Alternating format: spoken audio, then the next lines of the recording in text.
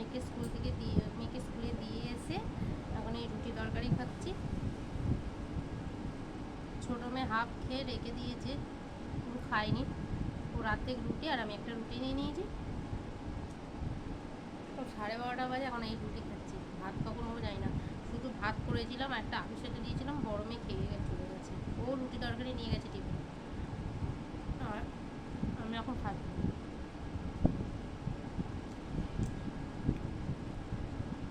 এখনও রান্নাবান্না করিনি, শুধু ভাত করেছি। রুটিটা খেয়ে নিয়ে টিফিনটা করবো, করে নিয়ে রান্না করবো।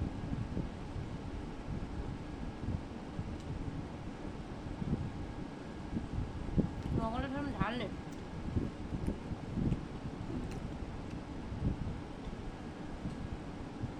গরম স্কুলে ছোটো মেয়ে পড়তে গেছে, আমাদের দাওয়াই পান্তা ভাত খেয়ে কাজে বেরিয়ে গেছে।